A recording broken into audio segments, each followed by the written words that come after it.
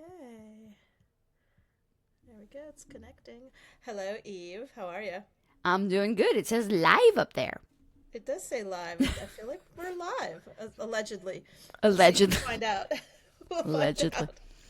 Eve, tell everyone who you are, where you're calling from, and what you're doing. My name is Eve Simon. I am a designer, storyteller, something or other. Been in this industry for a very long time. So, whatever you want to call me, as long as it's not hey you. Um, and I'm calling from Silver Spring, Maryland, just north of the District of Columbia. And how about that? I too am in Silver Spring, Maryland. Isn't that funny? And I will go ahead and just tell our really quick little story about us, how we met through the lovely and talented Rebecca. Yes. And as we're having our coffee and chit-chatting, somehow you mentioned the street that I live on, which is the street that you used to live on. So I feel like we were destined to have this chat. Not only the street I used to live on, you know the house I used to live in, and it was destroyed by the new owners when I moved out. And so we Yeah. had good commiseration over bad About old house, architecture. about old houses going into bad architecture. Yeah, Yeah. it's a bummer. It happens a lot. So, but anyway, it was great, good to meet you, and I loved your story. And I wanted to start with um, something you had on your website that we talked about before, which is you described yourself as a lapsed philosophy major, and that you have a MFA in theatrical lighting, and that's a combination you don't hear about a lot in business. So tell us about your starting out days, and then we'll get to how you got to running your business. Yeah, it's even worse that the lapsed philosophy major was from an Ivy League school. Oh, right. So I grew up in suburban Philadelphia, although I was born here. That's the irony, is my dad was at NIH. So I was Hmm. born at Suburban Hospital, which doesn't have Okay. maternity anymore, in Bethesda, Maryland, and Hmm. then moved back to the suburbs of Philadelphia and ended up at the University of Pennsylvania where both my parents went. I And my gotcha. dad was an orthopedic surgeon at med school, and he met my mother when he was in his third year. My mother was a junior undergraduate. So I guess Wow. there was no question that I was going to also go to Penn and that I was going to be a professional because he's a Right. doctor, right? He's a I was gonna say, doctor. were you gonna be a professional or a doctor? Did he say, "Hey, how about medicine? That seems like a I, good you know, idea." right? I don't know if he ever. I think at a certain point he realized I got queasy. Um, My father is gone, but he was a surgeon, and Yeah. so queasy bad to be a surgeon. And my mother was a teacher. She actually taught classics, and at my private girls' school, she taught Latin, and she had to teach me. Oh my gosh. So that was complicated. But I went to Penn expecting to become a lawyer. Okay. And someone told me, again, I don't think I had this thought in my head. Someone told me that philosophy was a good background if you're going to be a lawyer because it teaches you to think. Okay. So I'm like, all right, I'm pre law, I'm taking philosophy. And I ended up in theater after my seminars. And oddly, Penn has a lot of theater groups and actually has a theater major, but they're not related. It's very strange, but it's a very, like, there's lots of theater people who have come through Penn, which is strange. Hmm. So I would go to my philosophy seminars and I would then go and spend all the evening in the theater. And then that just kept going till junior year where I had to take the LSATs. Oh, Right, right. And I'm like, yeah. yeah, had that conversation with dad. And basically he said, so when are you taking the LSATs? And we're watching football. And my Philadelphia, so go Birds. We're Eagles Right. people. Yeah. Dad and I are watching the Birds, and he's like, "That'd be tough to go to law school without that." I'm like, "Yep." Yeah. Yeah. They kind of they frown on that if you try to get in They without it. totally. And he looked at me. He's like, "So you're not going to law school?" I'm like, "Nope. I'm gonna go to theater school." Bye. Oh, But and then yeah. eventually I applied to all the different schools, and I ended up going to Brandeis, which Hmm. had I went to got a bunch of different locations, including NYU and a couple, CMU, Carnegie Mellon University, which is a good Hmm. theater graduate program. Yep. Um, but I didn't really do the research on the people who were coming into the program, Right. so none of them were like me. They were Oh, all BFAs. gotcha. So I'm sitting there going, "Oh, I made a mistake." And at this point, you're looking at graduate schools for I that? by the time by the time I got into graduate school and I started graduate school and I was like, cool, I'm so smart. I got my philosophy major. I basically at Penn in my philosophy undergraduate, it became sort of this. How do you put it? A battle of wills.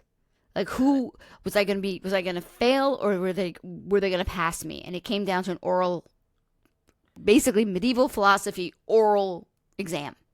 Holy cow! And I guess I convinced them and they passed me. Wow. Okay. But when you were looking at theater, what did you have in your mind that you were going to do with yourself? What did you think? Were you just kind of like, well, we're all just work it out? I think it's ironic. It's ironic because as Gen Xers, I won't tell you how old I am, but as a Gen Xer, there was something about we're just going to do it. We'll figure it out. I mean, there's a MacGyver aspect to it. Yes. That even if somebody planned your life, my parents planned my life, and that just went horribly wrong. There was this naivete saying, well, I'm just going to go do this. Yeah. And not question it. See what happens. Yeah, it's really interesting to think about. Sometimes I just think, we always throw in the generational stuff, but it really does make a difference because I was the same. My mom gave me a 5-hour radius out of DC, and I've told this story before. She was like, or you go to South Carolina with your brother, which I was like, not doing that. Not insane. I went to high school with him. It's fine. So I looked at. I mean, it was the 80s, so I went into the room at the high school. They had a big giant book on a podium, and I was like, yeah, Raleigh, North Carolina seems like a nice place. And, she loves and hates this story to this day, but we go down there and she's like, we're driving. She's like, why do you want to go there? I'm like, there's beautiful weather in the South. Meanwhile, they had like a massive snowstorm. She's like, really? Yeah. And then she said, this is a school for engineers and you don't like math. And she called them farmers' kids because they had a big agriculture department. And here she grew up in D.C. She's like, I don't know from agriculture. And I was like, I'll figure it out. Right. I'll figure what out? Like, this is a school for like people that are not like you. And I was like, that's fine. Yep. And I found the College of Humanities and Social Sciences. There you go. Got my degree in communication. But yeah, it was, like you said, just figured, oh, it's the worst that happens. I think that's a key to people our age in industry, in work now, because that just sort of carried through. So it was like, all right, well, I'm going to go to theater school. And it was just stupid. Like, how stupid. And I get there, and my first class was life drawing, and I can't draw. So I was taught to think. I wasn't taught to draw. Right. But I lit shows in school because it's undergraduate and you knew how to do stuff. But so I'm sitting there and everyone's drawing. I'm like, oh, this is a mistake. And the next class was Design 1, where we had to read a play and determine how to design it. And my other classmates were like, shit. Can I curse? Oh, can I curse? I didn't know if I could curse. Yeah, I think so. So they couldn't do that part of it, which to me is, as a designer, it is storytelling. So I could figure out what the story was and who the people were and what it needed to look like to tell the story. It didn't matter that I couldn't draw. Right. But it took a minute to sort of go, oh, that's the way we're going to do this. And then not cry. Yeah. And I feel like in the career you have now, we're going to go through kind of the meandering path you took to own your business. But I can imagine as a storyteller, you're falling back on that from time to time and going, okay. You may not think of it consciously like, because people will say, well, what did the classroom learning? I'm like, well, I don't remember what my term paper was on. No. But I could tell you how to research it and find the information and solve the problem. But that is kind of what you've been able to lean on, that crazy decision to go to theater school. I just find it so fascinating. It's just amazing. What's been interesting too since my career, because I will give you years. So I got my MFA in 94. And in 95 I left theater because I wasn't getting work, and this thing called web design happened. And hubris, I'm like, well, I got a design degree. It's an MFA, it's a Master's of Fine Arts, so I'm a designer. I can do it anywhere. And I still believe it. Even though it was a stupid thing to do, I've used that as a baseline for so much of what I've done 30 years later, 32 Right. years later, because it's Right. like if you can tell a story on a blank stage when you are not in control of the people, the Yeah. costumes, the sets, if it's all air, then you Hmm. can do anything. Right. Yeah. So Yeah, that's amazing. that's kind of what I think about. Like if I ever think like, oh God, maybe I shouldn't do this, I'm like, you know what? Fuck it. Yeah. So you were really, you're on that forefront of web design and what that was. I mean, I remember having a really weird internship right out of college. I had a few of those, and it was they were putting on conferences, and one of the conferences was about like this internet Yes. and websites. And I remember being like, I'm putting the brochures in like the envelopes to mail them out. I'm like, well, this sounds like a weird thing Right. that they're doing. But as I was reading it, I remembered one professor talking about the future, and I remember being like, this guy, what's he talking about? He was 100%. I think about him all the time. I'm like, All he's the time. probably either freaking out right now and being like, I told you, knuckleheads, to reel it in. But that was, I had no idea. So how did you? So what was the next thing that you did? How did you? Like I would have Well, never. I would have been like, I don't get it. yeah, it's weird also because if you, I mean, it's still odd to be a woman in theatrical design right now. There are more of them.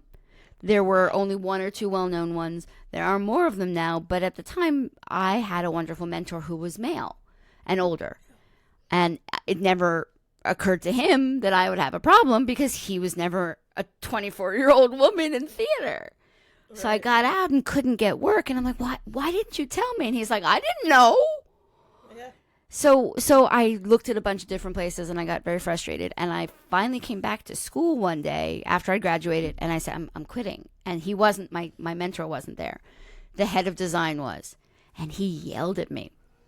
And he was like, you're never going to amount to anything. We put all of this time. You were so talented. We put all of this effort into you, into theater. He didn't even talk about the fact that I'd already left philosophy. Right. You know, it's like don't argue with me about that one. But then he made me cry because he's like, oh, it's never going to turn into anything. The internet is never going to turn into anything. 1995, Oh my gosh. and he denies it now because I've been in Oh. touch with him, and he's like, I never said that. I'm like, yeah, you did. Yeah, you did because it stuck with me. Meanwhile, Yeah. like Gen Z is probably like, the internet is not going Right. to survive. Who would have ever said that? Yeah. Right, because their whole Other life is people thought online. that way. Right. Yeah. We didn't even have email. We barely had email. And Barely. the irony in theater school at that time is that I couldn't draw, but I could draft because everything had to be drafted and you had your drafting board and you had all the equipment and it was very cool and hip and all that. Now it's all on the computer. Yeah. So I'm like, and I've been in, this is the other thing. So I have been on the internet since I was probably 10 years old. Before you would expect there to be an internet. That's crazy. How did you do that? It's because you have smart parents. I think I was an only child. Uh-huh. My mother actually takes credit for it. She's like, one time I said, do you want a sewing machine or do you want a computer? See these choices our moms give us. Mine was like ice skating or dance classes. Right. Like, I'm gonna stick with dance because it seems easier. Right. Here I am So today. I said computer, and they got me like a VIC 20. And then No I way. had a VIC 20. I had a Commodore 64, and all those things. And then if you remember, War Games came out. Yes. And I wanted my whole setup to look like War Games. So they had like an old VCR, Betamax. It was just like, this was the stupidest. And I'm an only child. I have my own room. No one knows what I'm doing. I discovered online, which was dial up. Yeah. And it's just like, it was, very few people have done that. Yeah. Especially even people my age, because people would pick up like 95, 96, 97. Yeah. But I'd been Right. on forever, Yeah. so it seemed very natural to me. And at the same time doing design, which Yeah. is You were- weird. Talk about early adapter. You were like super early. Yeah. I think it, but it comes down to something that you mentioned too. It's like there's hubris. There's like, why not? Yeah. Why not? Try it. Try I'm it. actually listening to the podcast. It's called it's like Business Snafus, and it's talking about Atari. Rise Oh, and Fall of Atari. It's Yeah. really good. I'll send you the link. I'll post the link for others. But it was just the interesting way, same kind of thing. A slight generation earlier than us is creating it, but it was like this idea that, hey, we're going to try it. see what happens, you know, Right. and it's completely new. So that's amazing that I could somehow envision like a tiny little Eve in her room with like her set up, like, okay, here we go. Yeah, I have a photo somewhere like at my computer with a actually sleeveless top, sitting at a computer with 80s hair, Yeah, early yeah, 80s hair. nice. It's absolutely crazy. But maybe that's why I can't say that everything has come easy, but No, I think it's why the pivoting hasn't mattered as right. much. I think right now it's hard to pivot. Yeah. So what was what was the next career move that you did? So I was working at Allen and Bacon, which is a imprint. It's a book imprint for college students, and they were doing CD-ROMs for college textbooks. If you remember, right? Yeah, CD-ROM, And another one. they had a project on the side that they had an area of America Online that they didn't know what to do with, and they were new media, but they're like, I don't know what to do with this. So they're like, why don't you do it? And they put me in a corner, and they said, just it's called College Online. There you go, boom. Yeah. And I'm like, cool, why not? And so in doing so, I got the attention of people at AOL because they were, one of them was my producer, and then somehow, I don't even know how it happened, but my producer is like, there's a gig, there's an opening. Apply for it. Okay. Why not? Again, why not? It seems to Why be not? the theme. Right, why not? And I ended Yeah. up as the producer for the Kids Only channel. And they moved me wow. to DC I was up in Cambridge, Massachusetts. Wow. And Okay. then I moved, so that was 96. So I've been in this area since 1996. And you've been doing things that are related to the internet and websites Ever and all since. that since then. So would you consider yourself like a tech person? Or would you consider yourself on the other side of it? I mean, It's a your good bio question. says you have a little bit of left and right brain kind of Yeah. working, but if someone said, "Oh yeah, Eve works in tech," would you be like, "What? No. No, because it all comes down, it's become a buzzword. It comes down to story. And no matter where it is, it comes down to story. And I think that's why you noticed, you said about the right and the left brain. You get a lot of, like, right brain is creative, left brain is analytical. You get a lot of creatives who are nothing but right brain. Yeah, And I'm not. yeah, But I'm also not all left brain because Yeah. so the two of them together have to make something. yeah. So that's been throughout. Like, for some reason, I just believed that, and I don't know why. Maybe it's because while my father was a scientist, he also danced and sang. So there's something about the duality that just made sense. Mom can't sing, but she's an artist as well as a teacher. Mm-hmm. So, maybe it comes down to family, that I was surrounded by people who had that duality, and it's just natural. Yeah. Yeah, I that's don't so know. interesting to me. I don't know. I just find it really fascinating, just the way, you kind of can straddle to both of them, because I think you seem to be the kind of person that can, like, if I told you I need help with my website and with my story, that you'd be able to not only get out of me who I am and what I want to talk about, but to be able to be like, okay, and now this bit of information, we need to put it somewhere where people Right. can see it, and this is how we're going to do that. So I think that's really cool. And also, because we're going to talk about your podcast a little bit. Okay. How long have you had the podcast? I feel like you're also an early podcast person Uh, too. 2019? See, 2019. so yeah, like Yeah. not now it's a lot of people Thus, doing it, but right. Thus, headset, mic, all that stuff. oh, I know. Yeah, it's Very it's cool. Way the cooler, way cooler than what I've got going on no, here. Sorry. no, no, no, no. The tech thing is weird because at some point things split. That's what's sort of weird about it, because for me it always seemed like it's together no matter what. And it even happened at AOL. Like, they didn't tell me that they were moving out to Dulles, which is pretty far from DC. And we were all together in Virginia, and they in closer to DC. And when they moved us out, they split us. Yeah. And so the women, unironically, went upstairs in the building to be editors, and the men went downstairs to be producers. And it was content versus structure, which made no sense because the two of them have to exist together. They have to work together. Yep. So I never, like, the idea of being in tech. It is a technical world that I work in, but I am not a developer. I am not a coder.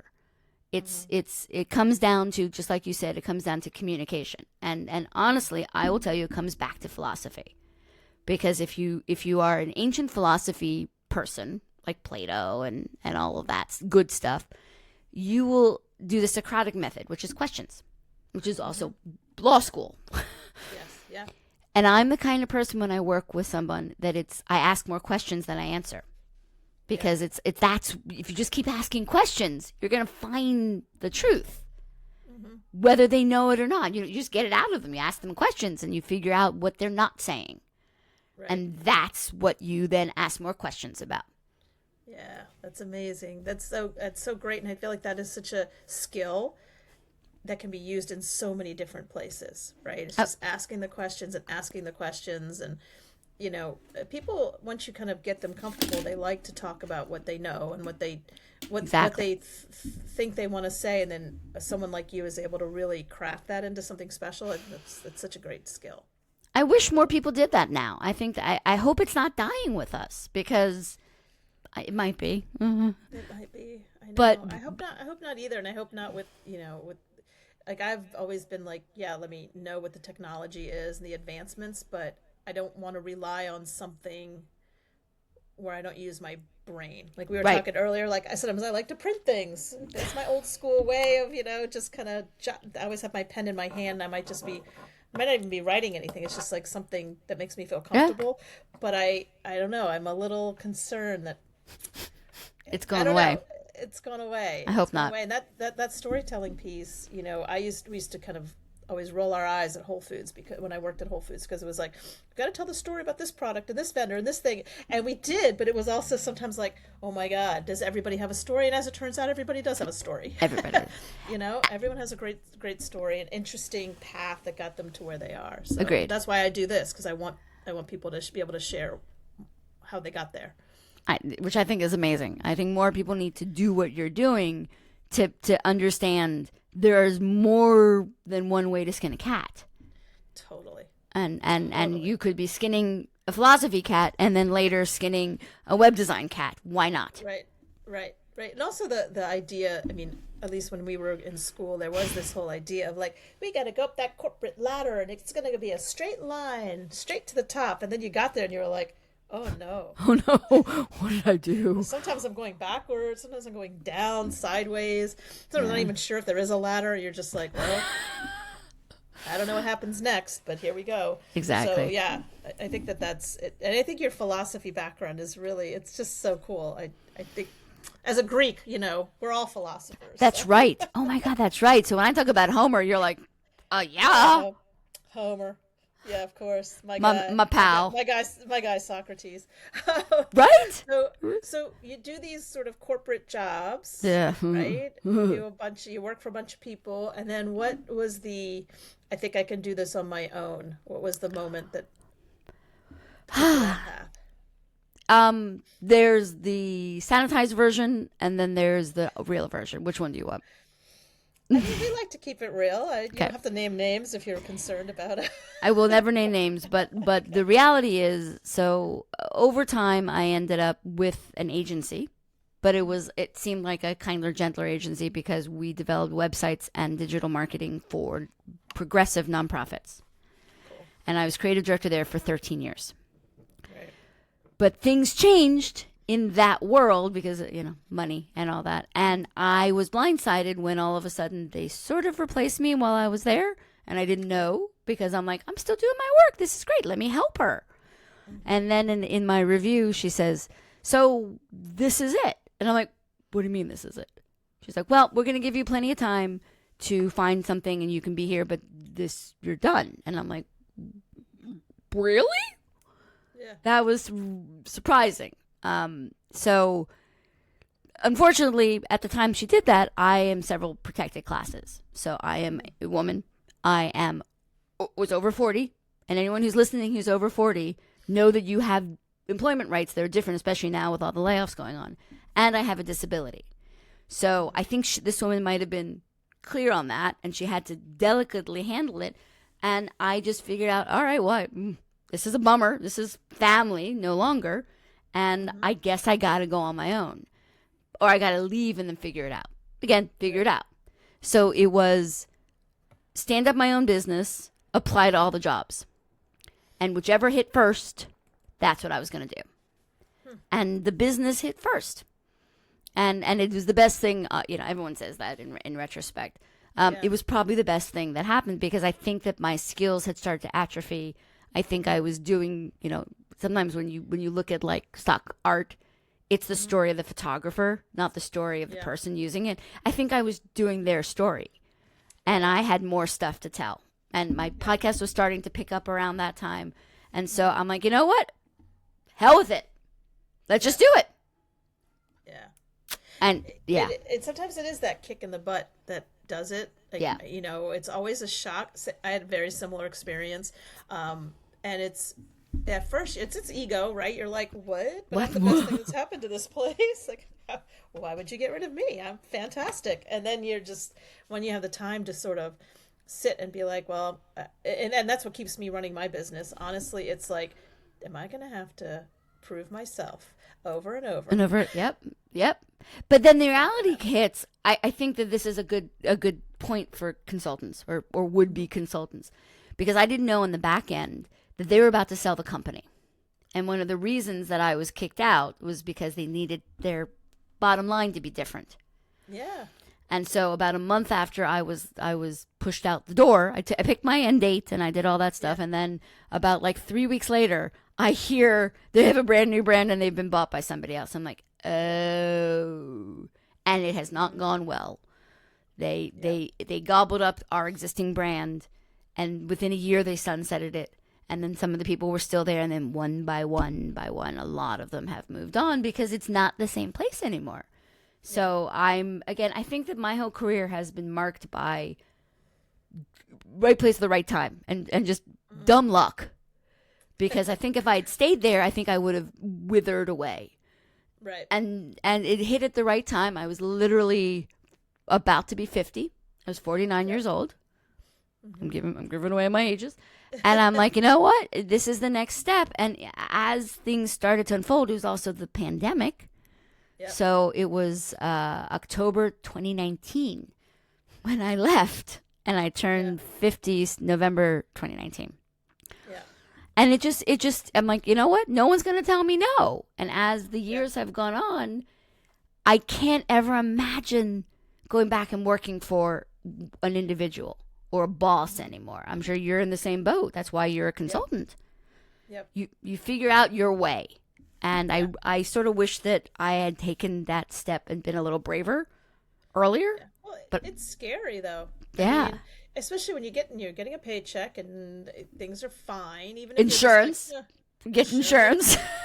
Insurance is huge, right? And you're kind of not, I would say coasting along. You're working, but you're just sort of like, well, this is comfy.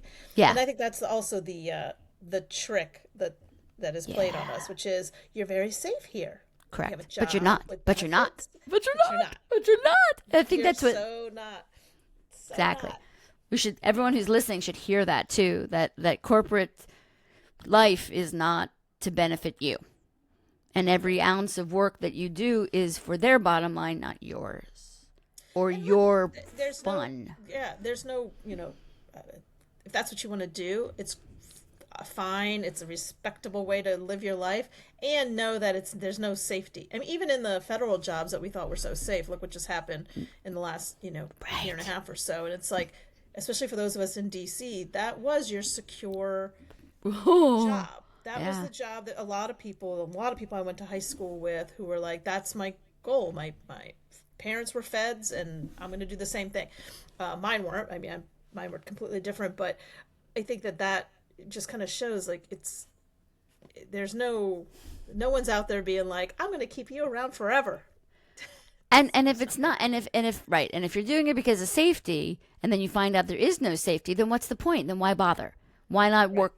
Why not do it for you, as opposed to them? And that took a little while to percolate in the brain.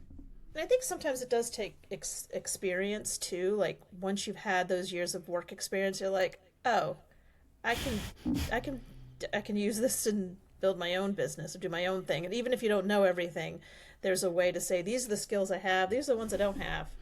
Yeah. I do this with students all the time. I should do it with more adults, but we have a skills assessment thing where it's like, these are the skills I have and that I love. These are skills I don't even want to bother knowing.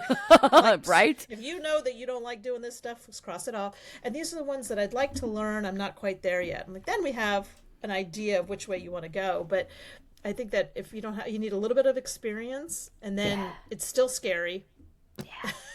Yeah, it's totally scary. I think that's the thing. Like, you think that you're safe. There's safety versus scary, but it's never. That's actually not it. It's you're just avoiding the. You should take the leap. It's not that scary. Even if it feels overwhelming, find ways that you can calm yourself down, or if you're going to be there for a while, take on a side quest so you get a little taste of it, and say, "Oh, I could actually, maybe I can make something out of this." Yeah, that Why was not? the way I did. Two things I did. I joined, or was asked to join, the board of an arts organization, because my last corporate job, I felt like my creativity was just kind of sucked right out, and so I was looking for something where I could just be more creative, and I joined the board of this arts nonprofit. Awesome. Called Pyramid Atlantic Arts Center, and Oh, it was I know what that is. It used to be right in front of my building. And then they moved. I went there. I actually did WordPress. I did letterpress there. It was fabulous. That's awesome. They're in Hyattsville now. I know. We have a big fundraiser coming up. If anybody's interested, They're hit me great. up. It's a super fun party. It was great. A new executive director who was trying to change the board a little bit, and I was like, oh, this is what I've been waiting for. Just something, creative. And that led to the next thing, which was somebody that had a product at Whole Foods that needed some, marketing support, just some inside information, and I had left there. She became my first client, and it was like, oh, I had the day job, but I was like, oh, and she's the one, and we still work together now. But she was so funny. She's like, I think you have an entrepreneur's bug. I'm like, no, I like safety and security. And she's like, that's not real. So, and she was right. That's not real, and I learned that pretty quick, and I was like, okay, I think it's time to do this on my own. And there are certainly times where I'm just like, it would just be easier if I just had a job where I just show up and leave, but those jobs don't really exist either. No, they don't. So. And I think there's something to, Gen X, age, but I think everybody has to go through that phase. We all have to go through working for a company, working for, either internally, or you're working for an agency and working for clients that come in. But I think that at a certain age, it's time to go do your own thing, because you're senior enough and you're threatening to the junior people in your business, and they don't want you there because you're too expensive. So take what you know and go do something on your own for it. I think that's something, unfortunately, you're in your 50s, you're figuring it out, but you can still be successful. And why not? Yeah. And why not? That's going to be our theme. Why not? Why not? And when you started doing your own consulting, what has been like the best part of that? Because now you've had the business for how long? Like, long? 6, 7 years, something like that. Yeah. But the catch with it, though, was I'm going to get a little weird about it, because the thing that made it the best was my father got sick and passed away in 2022. Yeah. And I was working on my own, and I was grateful for that, because I could call the shots, and I didn't have to go by someone else's notion of how long grief took. Right. And I think that if I was working for the company I was working for and my father passed away, they just would have fired me at a certain point. But you can then figure, it's like, okay, I have enough money for X number of months, whatever it is. You can take the time, and that was the best part of being independent for me, and hoping that the people who you worked with will be there, and that if you build enough of a good network beforehand, they will wait for you. And they did. So, the year my father died in 2022, 2021 was probably my best year in business ever, and every single ounce and every single dollar was from me. Yeah. And so I was very proud of that, and little did I know that that's what would feed me in the years following my father's passing. Yeah. And then it was when my brain was ready to go again, even a little bit, you can take your I took my time to build things back up, and it's been 3.5 years, and it's just maybe about back. Yeah. Yeah, and that's that to me. That's that freedom is Yeah, really it's important. huge. I mean, mine passed last year, and just this idea of being able to pop over there and see Yeah, them, or if my mom needs something, or you know, I'm digital enough that I can work from anywhere, and exactly. it's and like you said, to be able to take the mental break and not have to make excuses or Yeah, you know the figure best out thing what's ever. going to happen. It's that to me, that's the best part. And yeah, there are ups and downs, and some months your income is high and some months you're like, guess we're having ramen for the next foreseeable future. um, It's okay that's then. fine. It's Yeah, okay then. So yeah. yeah. And what part of running a business are you like, man, if somebody else could just do this part? Is there anything? Oh yeah. Getting clients, Getting marketing. clients, the It's business it development part. Yeah. Yep. because if you think about it, I mean, not everybody. You have to have a good network, and if you don't have a good network, then there's a lot. You're behind a little bit. But Yep. even if you have a good network, you've got to start saying, "Hey, I'm available. I'm starting to book for this." You have to do that, Uh-huh. and that's the part that makes me uncomfortable in a lot of ways Yeah. because it feels inauthentic. Yeah. And I do also think that's a Gen X thing to go for authenticity is like, Yeah. a lot of people, for example, they post on social media or they post on LinkedIn, and I'm like, I could read right through that. I know you need business. Yeah.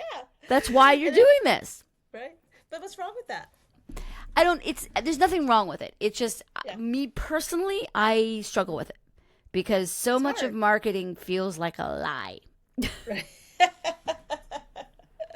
Having worked in a big ad agency, I can tell you that is often the It is. case. It is often a lie, and so I Yeah. try to live my life in such a way that it is real, Yeah. and that for good or ill, Yeah. that I'm not going to lie about something just to get somebody to come work with me because Yep. at some point it's going to come out.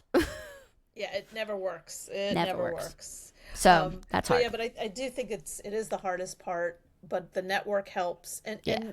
now I, instead of even saying networking, I just call it connection. Like the coffee date we had with Yeah. Rebecca was more like her being like, you people need to know each other, and we're like, okay, we should. Versus, I'm going to the Right. Chamber of Commerce luncheon, the Give out same, give out 10 business cards, and that's what I'm supposed to do because I can hit my right, mark and check it off. Yeah, it's tough. to It's tough. yeah, and the same 12 like accountants that are there, and you're just like, oh, there's Joe again. So yeah, I think if it's, I mean, nothing against the Chamber of Commerce, but it's like really being more kind of intentional and real about it. And I will do that now. If I have like people I used to work with, they're like, oh, what are you up to? And I will say I'm looking for clients that have been in business, 5, 6, 7 years, kind of feeling a little stuck, need a little bit of extra help. That's me. That's what I do. Because I often get, a lot of startups, which I don't mind working with startups, but they're not necessarily the client for Mature. me. Yeah. But yeah, but I'm like always like, I want to help. And I have to be really careful with that. But yeah, that business development part, I schedule it in Sucks. my calendar, and then I'm just like, God, what a It's really challenge. hard. It's hard. But then there are other people who flip it and they're really good at that. But without that role, then they have a hard time in Right, the more amorphousness. right. That's right. And Yeah, I'm okay with amorphousness to some degree. I'm a bit of a yeah. control freak, but Is there an ideal type of client you like to work with? Let's just put it out there so that's not yeah. salesy. What's interesting is the woman who introduced me to Rebecca. So Uh-huh. again, it's all the connections. A woman named Maggie. I've known she was a client of mine when I was at this agency. And then she went out on her own and she's now a coach and she does all these things. And at a certain point, she said, we could just exchange. So I will give you brand coaching and you will work on my website.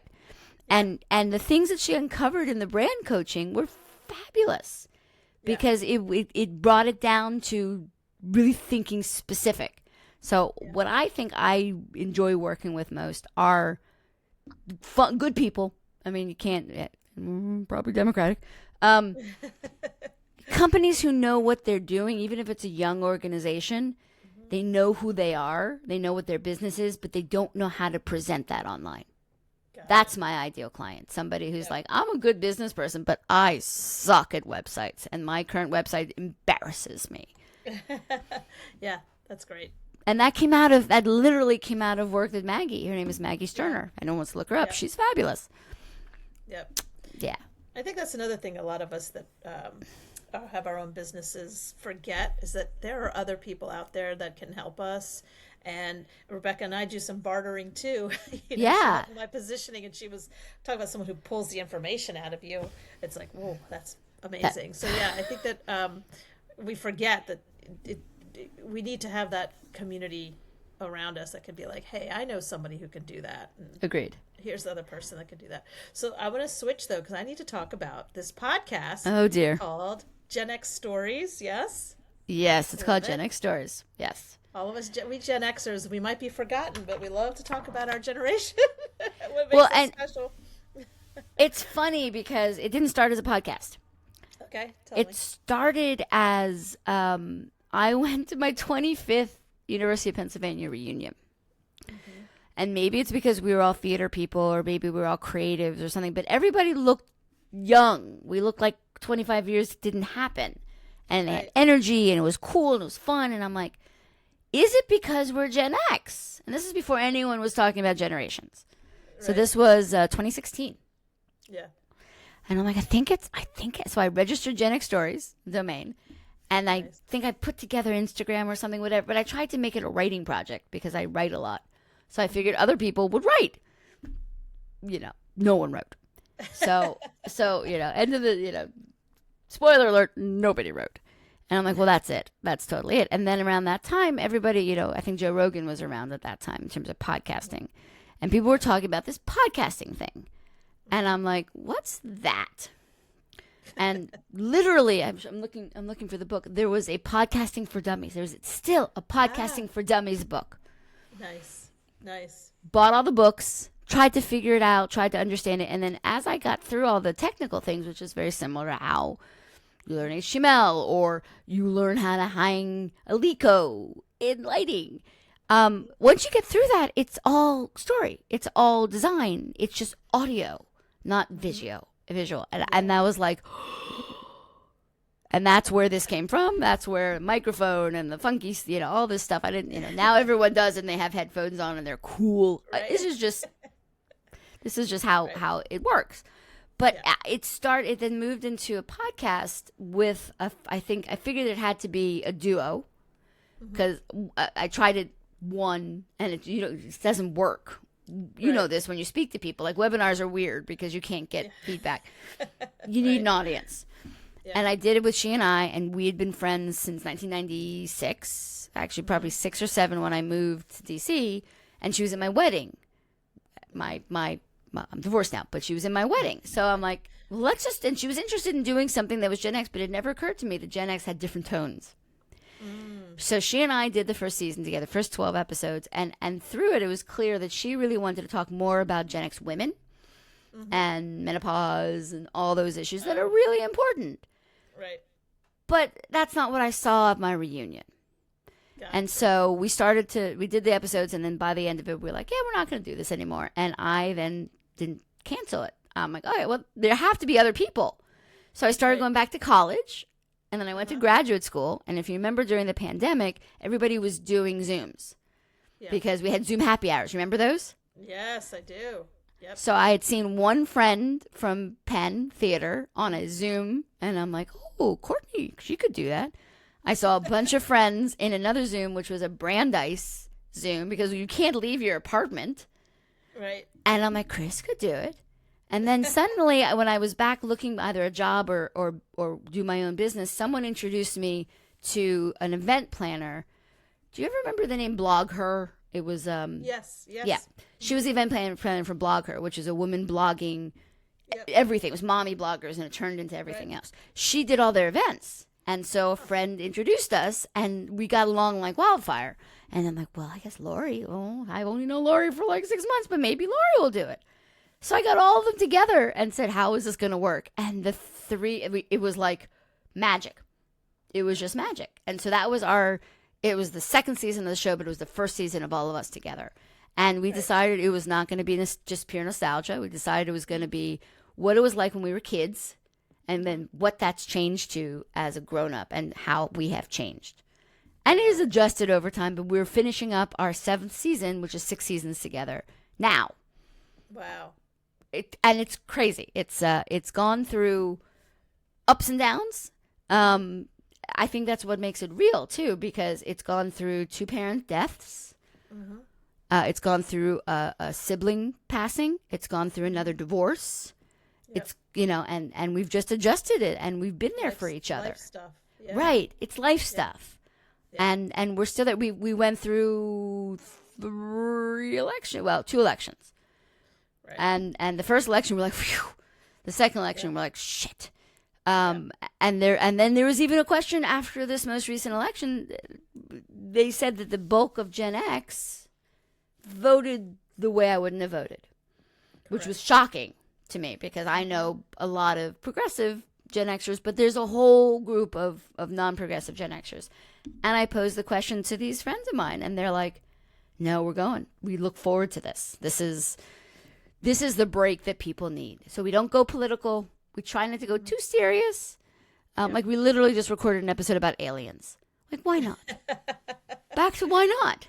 They were also a big deal when we were younger. Exactly. And so we just sort of did it. And it's just become, we record Sundays, not every Sunday, but most Sundays. And it's just, we just see each other and we have a good time. And it's not business. Yeah. It's not hardcore. It's not, we have to get a producer who has to do the work. It's like, we do what we do. Yeah. It's really nice. It's really fun to listen to. I the most recent one I listened to, you guys were talking about, which I'm going through with my mom right now, is these retirement communities. Yes. And, Middle-aged dorm episode. Yes. Yes. And just this idea of like independent living versus assisted and all that stuff. And everything you all said, I'm like, yep. My friends and I have talked about this too. I have a friend who's an architect, and we're like, so what can we do? And she's like, if we bought a motel, right, and on one level, oh my God, a room, and then we'd have the clubhouse that we could all hang out in, and and I was like, yes, I want that. Because they're doing that with malls. The malls. That's what you guys were talking about, yeah. And also, it's interesting because I think you said it on there that we are going to, or we need to build the, whatever you want to call it, independent living, assisted living that we want and need. Right. Yeah. Versus, it's different. And there's a reason why, like my mom being a boomer thinks it's all just old people quietly dying away, which is not what it is anymore. Nope. It has come a long way, and it's like, what's going to be the next thing? So I think you guys have really good conversations. It's really interesting podcast. And we say, I think we figured our tagline is, we all have a Gen X story. What's yours? Yeah. But in the beginning, we talk about what it's like to be so-called lost generation, like how the so-called lost generation found itself, which I think is all still true how it is. Everyone's a little snarky, everyone's opinionated. It becomes a fun little thing. But if it was business, I don't think it'd be as fun. No, probably not. And also, it's like the idea of, we're a little snarky. We're all like, feelings are kind of secondary. So, my phone is ringing. Feelings are a little bit secondary. I know your feelings. I did love my last corporate job, that I was the Gen X boss to some millennials. And we had a really good time though, because they would teach me about modern day things, and I would throw out something crazy, and they'd be like, what are you talking about? What is that? To the Google machine, it was like the $6 million man, bionic man, and they were like, this is the technology, and I'm like, yes, we can rebuild him. I'm like, and there was a lady version, and they're just like, oh. Wow. We had a lot of fun with that, I will say. That was wow. Fun. Yeah, it was really a wild time, or that was the first time in my corporate life that I felt older. Mentor. You're a mentor.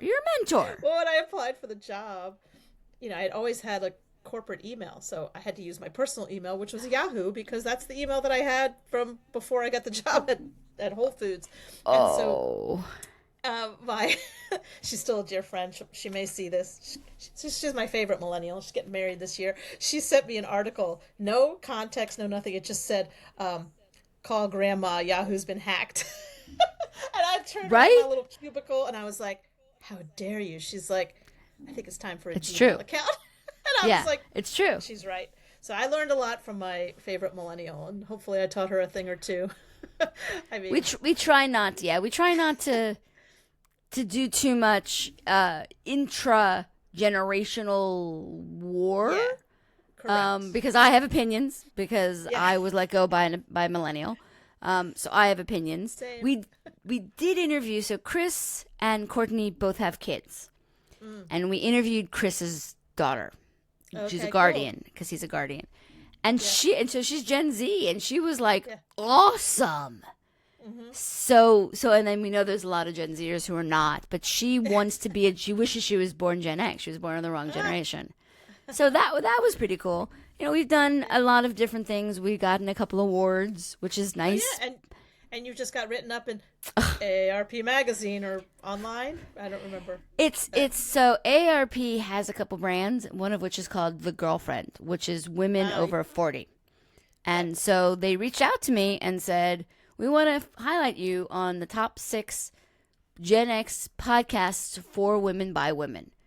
Which is great, but then I'm like, we have a boy. Well, he still can count as part of the. He's a hardcore feminist. He's a hardcore feminist, and it's 3 women and him, and he's got a daughter who keeps him normal. But yeah, it was very cool. But of course, it gets translated. My sort of boomer mother, she's like, "Oh my God, she's on the cover of ARP magazine." I'm like, "That's not true." This is Mom. It's just a link that they, But then the thing is, of the 6 podcasts, one of them is Amy Poehler's. Oh my God! Yeah, and she's That's and good company. right. And so, and then they had a hero image where she asked for my artwork, and I gave her the artwork. They put our artwork in the header with Amy Poehler's "A Good Hang," which won a Golden Globe. Yeah, So I mean, why not? Why not? see, Back to that.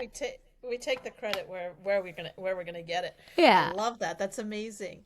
I was gonna say something else about. I don't know why this came to mind. I'm talking about the millennials. Yeah. The one funny thing because I think you guys have had a couple of music episodes. Oh, a lot of them. Right? We do a lot of music episodes. And somehow we were talking about, I guess George Michael had passed, and we were in the car, and I said to Elizabeth, I was like, "Oh, but you know about Wham?" And she's like, "I don't know what you're talking about." Oh no! It literally was like, "Get your iPad out right now. Look it up. Look it up right now." And it was so funny. She's like, "Oh," I said, "Yeah, and we had a crush on him. We didn't know he wouldn't have a crush on us because that's okay, right? That's okay. That's okay. And she was just like, "Whoa!" And she's like, "The shorts." I'm like, Yeah. So, And then once he left Wham, let's go talk about some of the songs he did with the jacket. It's like she knew that era, but didn't know the before. She didn't know She there knew was a Wham. Faith. She knew Faith, but she didn't Yeah. know Wham. Ah. And she knew him, but she didn't know Wham. So it was pretty cool. I was like, I do feel like a wise elder now. There you go. There you go. Well, I'm glad you're having fun with the podcast, and it's great that you got, you're listed with another really amazing podcast. So take credit for that. That's a I big will deal. take credit, but I never thought. Again, this is a Gen X thing that we can't believe we're as old as we are. But I never thought that I was be excited about something that came through ARP. But that's okay. hell no. Shit, their ads have gotten me lately. I'm like, oh my God, I think I'm the target audience here. How is this possible? They know when you literally on my 50th birthday, it came in the mail. Literally, I used to work for them too. I worked for about a year at headquarters. I gotta give them credit for all the associations out there. They're on honing in on. They know who's coming up next. It's like, oh man, they are so good, and still pisses me off. Yeah, me too. Because I did sign up because they got me. I avoided all the other stuff, but they did an ad that had a dog, and the dog was leaning out the window, and I'm like, damn it. And I signed up because it was a dog. Yeah. I signed up because they were giving away, this is terrible, coolers. A trunk organizer. Yes. Yes, I need this. Apparently everybody over the age of 50 needs to organize their trunk. I didn't even know that was a thing, and now it is. Just like bird watching becomes a thing. Yes. I don't know how it happened, but it snuck up on me, and here I am. And so I think it's what's fun about it is that we have a place to be authentic about it. Like no one, they're not going to judge. No. I'm not going to judge. We did an episode that one of the people was like, I never know. Like, I'm today years old when I learned that. And she's 58. And it was Lori. She's at 58. And it's like, whatever. We figure it out. And I do outlines, and we don't try to talk about the topic ahead of time. So it just happens.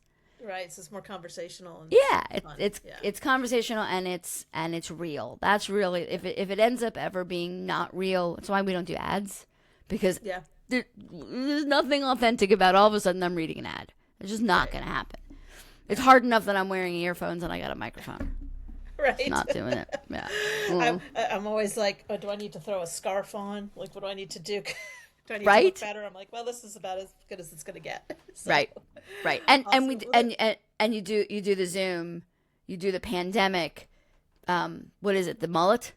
So you wear a nice top on the on the top, and you wear like PJs on the bottom. It's like perfect. Totally. Shorts on the bottom, and you're just, definitely. My God. Well, this was so fun, Eve. People Awesome. can find you on the socials and on your website. And on the podcast is GenX Stories, wherever podcasts are found, as they say. That's right. Or you can, we're genxstories.com is the website. My personal website is evesimoncreative.com. And most of my socials are naive, Naieve. Okay. All right. I like it. And if you need a website, I always tell people it's a nice little gateway to your business. Make sure you have something that you own, that's your own social media. Who the hell knows what's going to happen with it? Right. Yeah. That you're not embarrassed about. I think that's the big deal, that it's like, I know that everybody probably has something that they've been waiting to just like deal with it. Let me deal with it for you. And so you can say and be proud of it. That's all. Definitely. Awesome. All right, friend. Well, nice chatting with you. We're going to stop recording, everyone. Leave comments below. We'll get them answered. Bye.